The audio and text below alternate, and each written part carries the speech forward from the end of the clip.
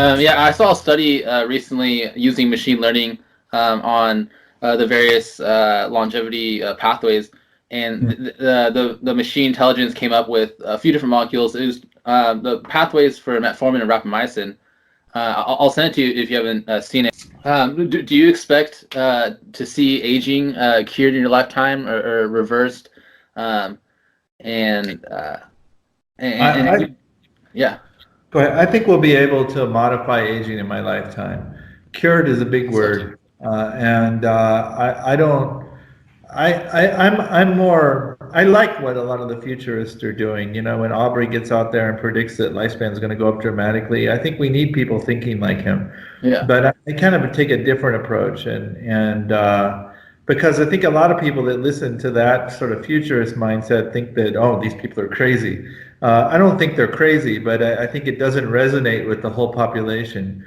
What I want to do is not make predictions for humans beyond what we can do in mice. And right now we can get about a 30% lifespan extension in mice. So if we can just accomplish that in humans, that's already a massive change. Yeah. And I agree that if, we'll continue to get better at how we develop interventions. So it'll probably go up beyond that. But curing aging, who knows? I mean, I'm not opposed to Yeah.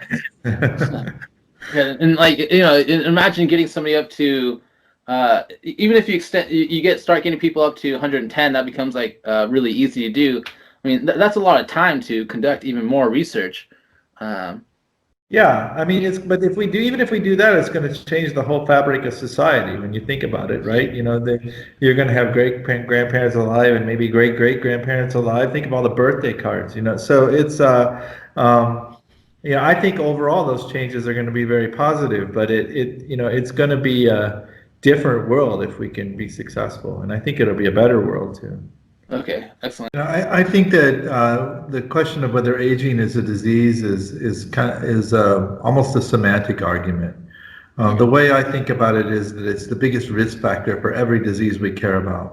And if you look at the diseases that we've been relatively successful in treating, like diabetes and cardiovascular disease, it's because we identified the key risk factors: hyperglycemia, hypercholesterolemia, hypertriglyceridemia, and we treat these things before people have heart attacks, before they get overt diabetes, and that's why we're successful. So to me, aging is the biggest risk factor of them all because it's more important than hyperglycemia and hypercholesterolemia, even for those diseases, but it's also the biggest risk factor for Alzheimer's disease and cancer and retinal diseases with aging and a whole range of other things. So if we can treat aging as a risk factor, target it and slow down the process or even reverse it, I think the impact we'll have is that we'll delay or prevent the onset of a whole range of chronic diseases simultaneously. Yeah, there's a common graph that you'll see a lot of researchers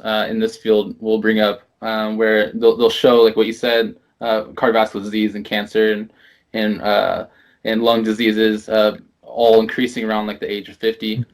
Yeah, Um, and yeah, then they in laboratories, they're manipulating aging, right, in animals where they can like accelerate and decelerate it. right. In animals, if you're a mouse, you're in good shape. We already know how to slow aging. I think one of the big challenges is that we need to start testing these interventions in humans, and that's why I'm at the Center for Healthy Aging in Singapore, because we have a strong clinical presence here, and we're really interested in trying to validate whether interventions that slow aging in animal models work in the human realm. And if they do, then I think we're off to the races in terms of what we can achieve.